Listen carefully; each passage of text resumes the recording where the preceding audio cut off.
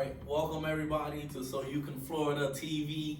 This is Robert Morillo, Compass Orlando, Cardona Signature Group. I am here with Ernesto Arzeno out of American Bankshares Mortgage, and we're going to be talking to you today about USDA loans. How are you doing, Ernesto? I'm doing pretty good. Feeling pretty optimistic about this market. It's a lot going on. A lot of people are buying homes, achieving the dreams, and programs such as USDA are the ones that allow them to, right? Yeah. To get there with all the benefits and the things that they got going on, and USDA has allowed us to provide financing for this type of program, which is amazing. Okay, so for the buyers out there who don't know what their options are, because like right now, I come across a lot of buyers and their assumption is they need a down payment for a loan, one, and two, they just automatically relate first-time home buyers to the FHA loan. So for people who don't know what a USDA loan is, what is a USDA loan? So a USDA loan, it's I would say if you don't mind living in the rural areas, right? The Department of Agriculture has made it possible for low income and moderate income families, right, to be able to access financing without any down payment, with a zero down payment. So 0% down payment, 100% financing. 100% financing, and not only that, compared to a conventional loan, for example, with USDA, you can get up to 6% in seller concessions.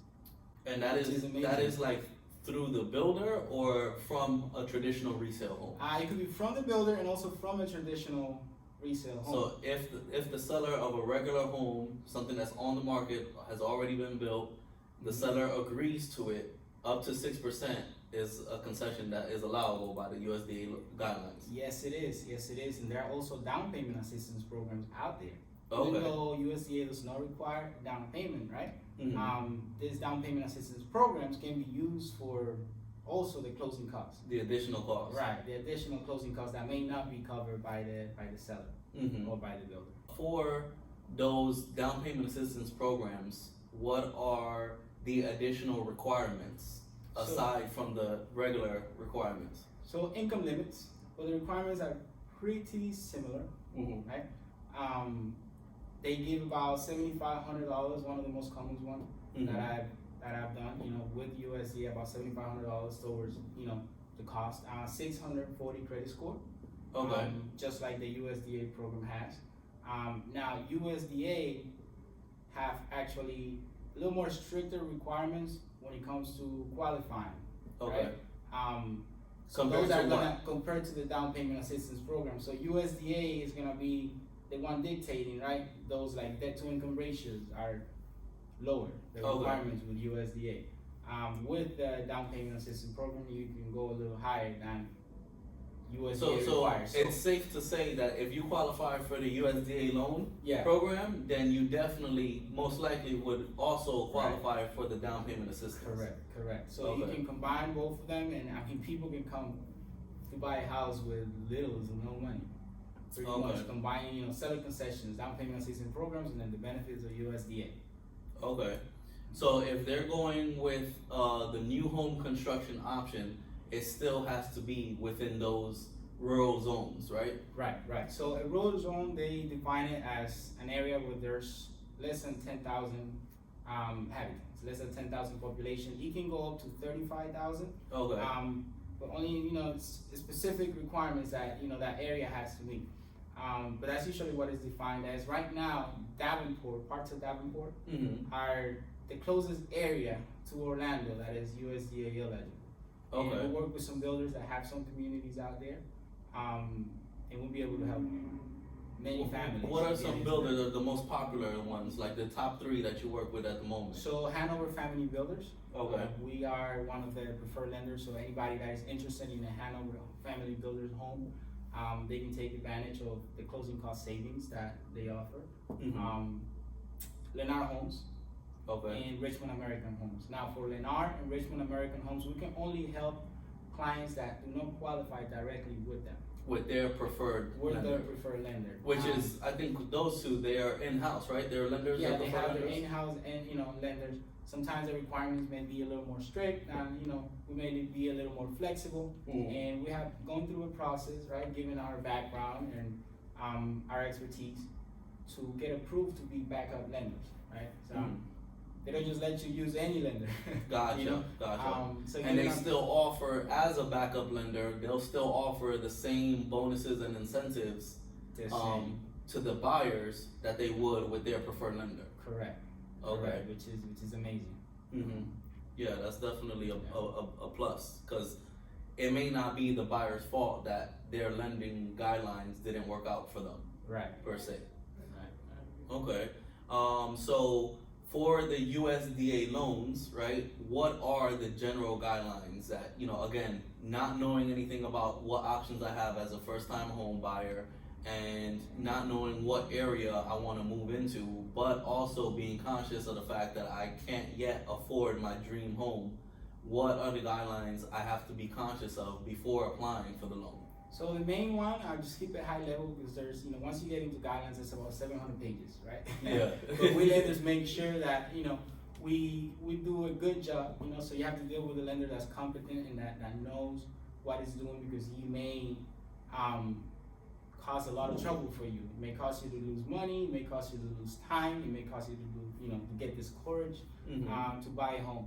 But with USDA, they have very specific non-resident alien guidelines, and we make sure that, you know, before we put you in a program, that, you know, you fall within those. So they're a little more strict when it comes to non-citizens and non-permanent residents, but they're still able to get financing. So 640 credit score, right? Also the debt to income ratios when it comes to your expenses, right? Credit card payments, car payments, plus your projected payment of the future home that we're looking at, divided by your income. They're a little more stricter on that. And there's also household income limits. So even if there are individuals in your household that are not applying, that are not going to be in the mortgage application, we still consider their income.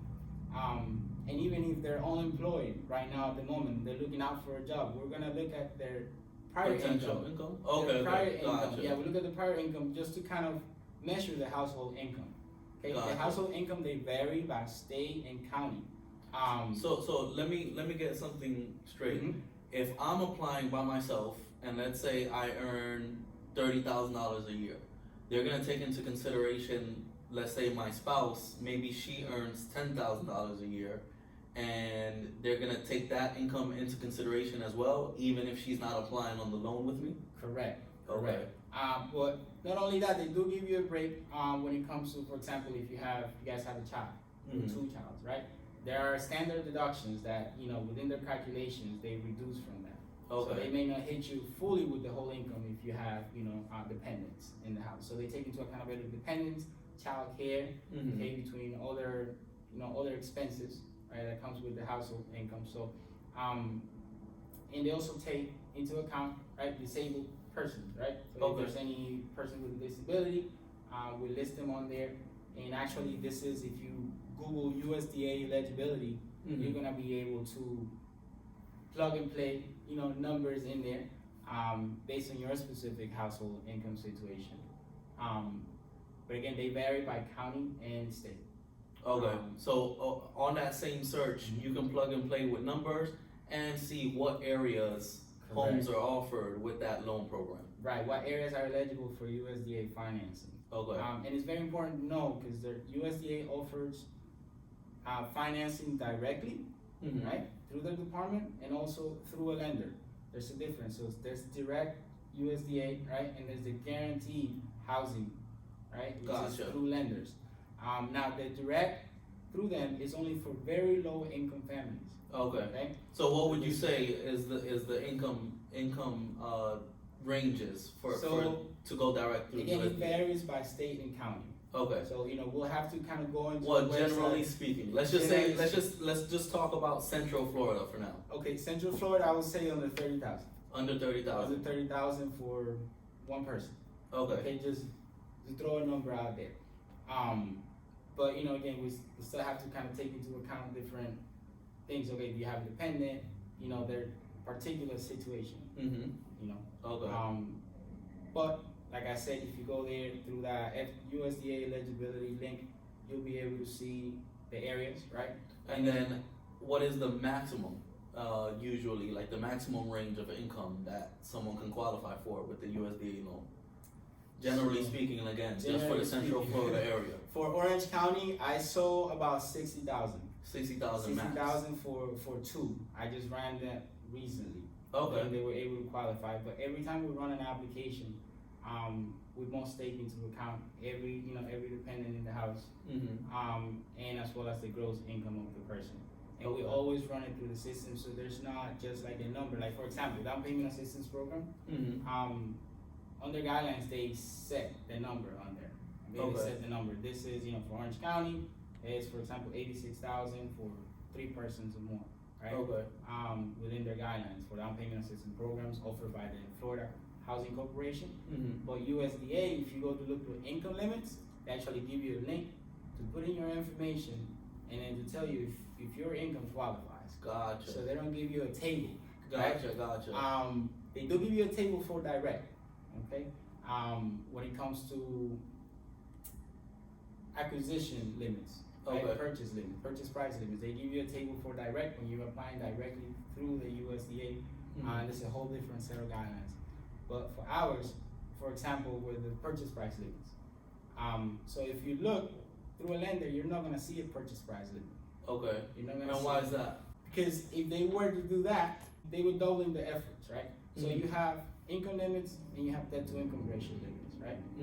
So you'll see that based on the limits, you won't be able to get $1 million house. Of course not. You're gonna fall out of that, Yeah. right? There are also some other things that they take into account. For example, there's no acreage limit. Right? Okay. So basically, you can find a home with 2-3 acres, and if the deal is good enough, More than 10 acres, actually. oh, more than 10 acres. Now, Okay. here's the caveat. The value of the land cannot exceed more than 30% Of the value of the home. of the value of the home. Oh, interesting. Right. Okay. So, usually FHA conventional, you gotta be under that 10 acreage, right? But with USDA, they don't set an acreage limit. So they kind of leave it up to the other guidelines to set the limit by themselves. Gotcha. Which is, the same scenario with the purchase limit. Okay, Yeah. that makes sense. Yeah. That makes sense. All right, so It gets tricky, but so basically, I can kind of like almost buy a farm. Yeah, pretty much. There's another caveat to that. Okay. Income producing farms. You cannot have an income producing farm. Okay, gotcha. Right? And you cannot use it to rent, right? It has to be a permanent and primary residence. Gotcha. So they allow you to get into this home without a down payment and give you all these benefits, right? And they want to make sure it's for your family and not for you to get income out of it. Income potential, a business opportunity. Right. Okay. Exactly. So now let me ask you this. Are there any limitations? Let's say I buy a home on a USDA loan without down payment assistance. Is there any restrictions as to how long I have to live in the home? So when you look into the guidelines of USDA, you're not gonna find, a limitation as far as how long you have to live in the home. Now, when it comes to refinancing, however, there's a 12-month waiting period. Okay. So From you the have day to that wait you at receive- least 1 year. Right, at least 1 year from the date that you get the underwriting approval for your refinance. Okay. Right?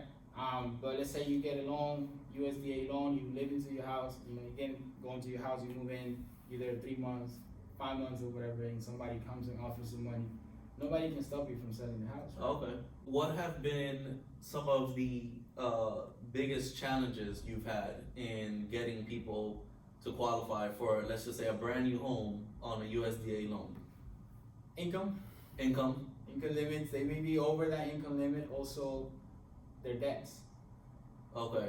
Okay, so they Their have debts the are debt too to high. income, yeah, the debts are That's too usually high. the biggest challenge in That's any the loan. biggest challenge, right? So for example, just to give you an idea, for FHA, your ratios can be at 46.9, 56.9. The front end is your housing expense, your proposed housing expense, property, interest, taxes, and insurance, right? Divided by your income, that's the front end.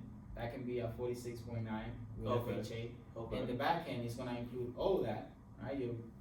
Your principal, your interest, your taxes and insurance, yep. plus your debt, right? Divided by your income, that's your back end. You're gonna have those two really high with FHA. Yeah. With conventional, a little lower, right? 50, all that. But with USDA, it's 29 in the front and 41 in the back. Oh, that's very low. It's very low. They do give you a break if your credit score is over 680. Okay. If your credit score is over 680, you may be able to go from a 22 to a 32, and from a 41 to a 44 in the back, right? But you which have is still kind of low. There has to be some really good compensating factors for you to be able, for us to be able to get an approval for a client, right? And every approval we're running through their automated underwriting system. Okay. So it's a system that USDA gives us access to, that is, filled with their guidelines, right? And we take all of the information that we get from the client, we put it in that system, and we run it. So it's an automated underwriting system. So you're basically getting pre-underwritten before you even find a house. Gotcha. That's why every realtor and everybody recommends to get pre-approved.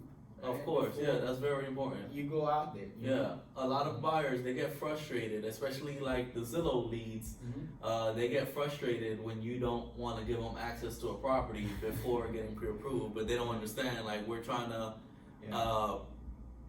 save our time and save yours for falling in love with a property that you may not even have the budget for. Right, and that discourages people. Yeah, it does.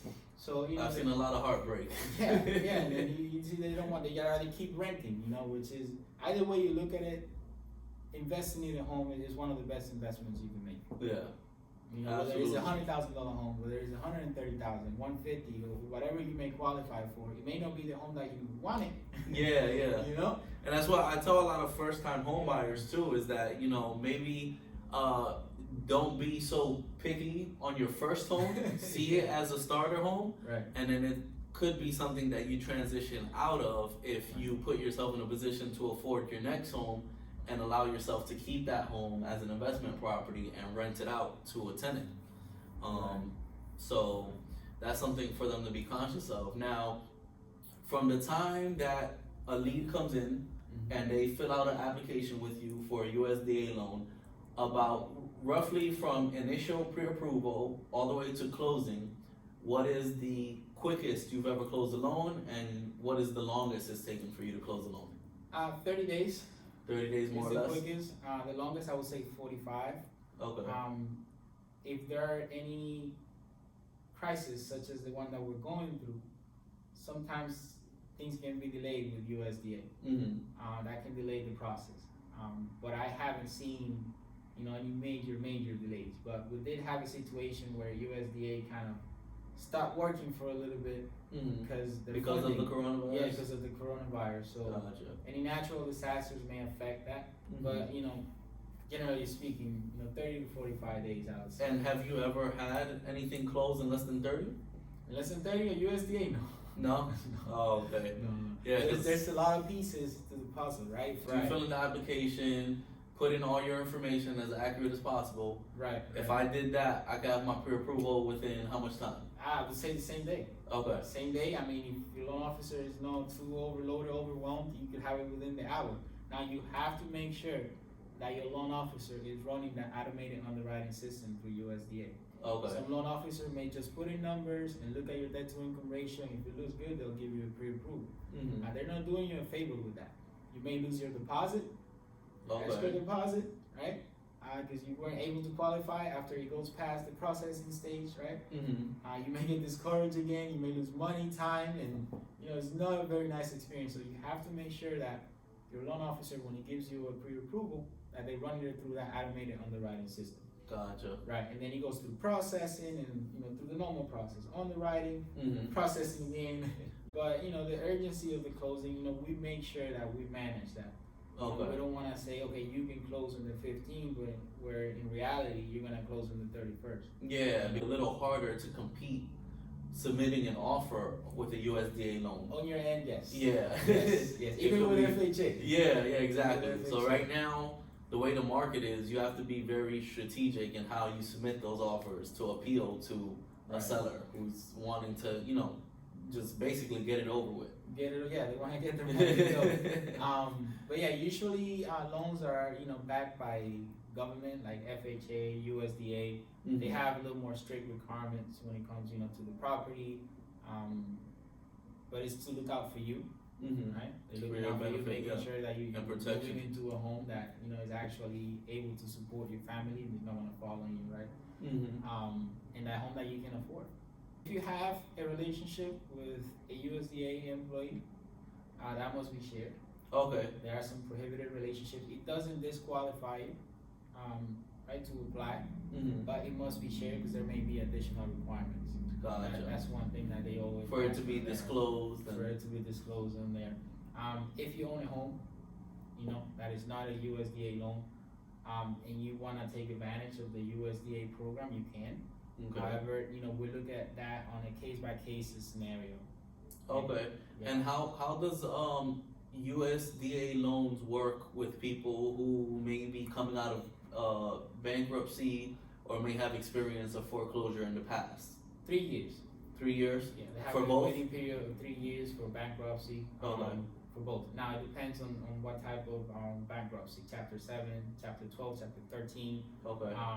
With Chapter 12 and Chapter 13 bankruptcies, the waiting period is a lot less than 3 years. Okay, so maybe 2 years. I believe it's between like 2 years or 12 months. I would have to double check for you. Yeah, but it's a lot less as long as you are done paying whatever the judge told you to pay, right? Gotcha. Or set for you to pay, and you have a good payment history on there. Things that can disqualify you from getting USDA loan, well, here in the subject, is child support, delinquent child support. Okay. If you're principally delinquent on child support, you may not be able to get USDA financing, right? Mm-hmm. Mm-hmm.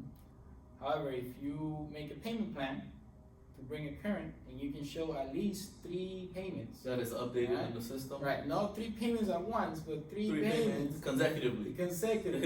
Yeah, and we may be able to make it happen for you. Okay. Yeah.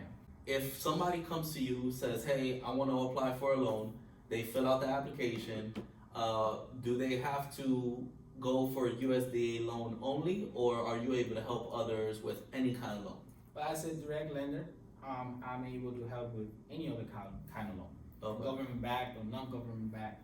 Even if you're in a specific scenario where you just had a bankruptcy 2 years ago, mm-hmm. Or foreclosure, 2 years ago, or you put a lot of expenses on your taxes, and now your net income doesn't allow you to qualify, right? We may be able to use your bank statements. Mm-hmm.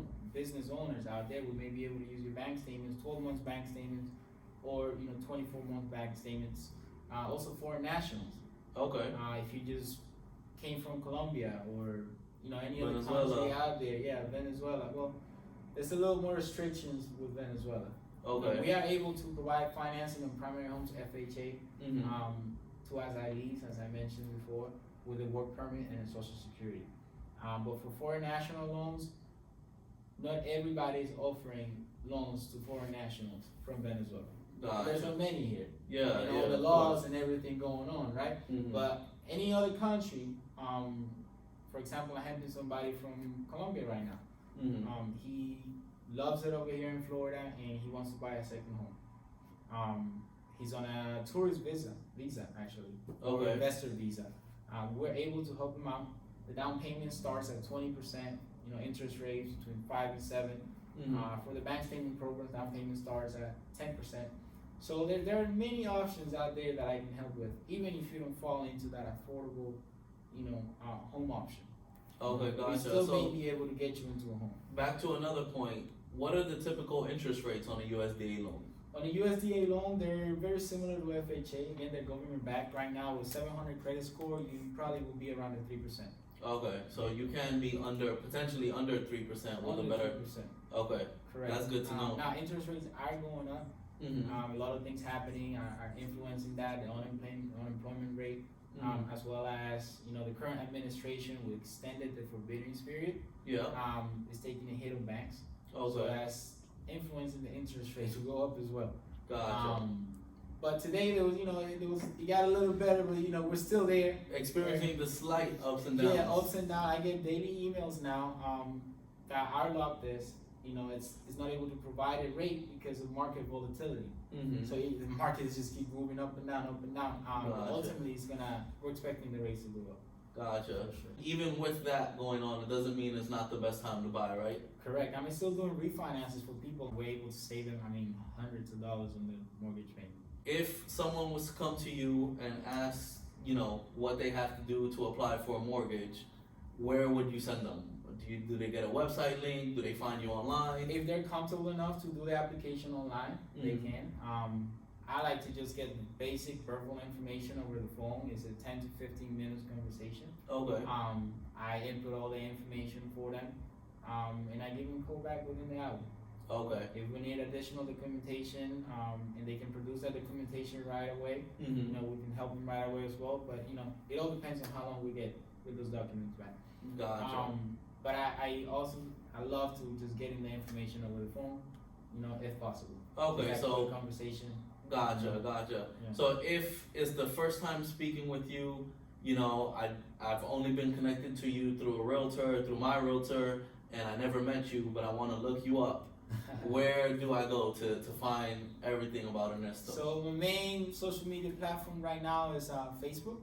So Home Loans, Ernesto 𝐴𝐻𝐻.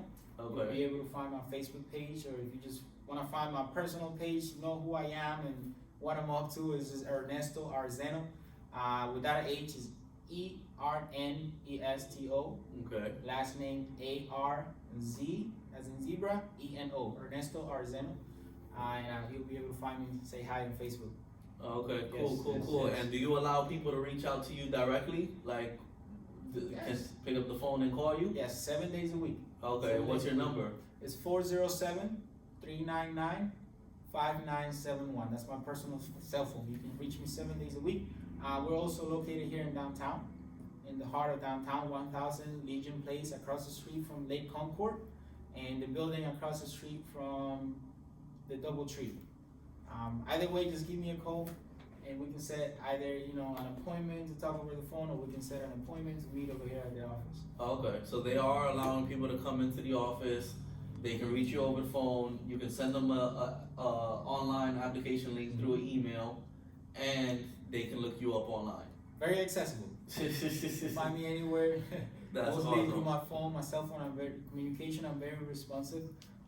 So if I don't call you back within 5 minutes, there must be something going on.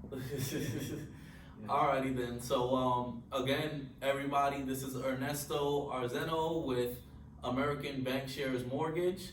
I'm Robert Morillo with the Cardona Signature Group out of Compass, Florida. You can reach me at 407-209-7409. You can email me at realestate@robertkennethmorillo.com, and we will be in touch. If you guys need anything real estate related in the Central Florida area, feel free to give us a call or check us out online.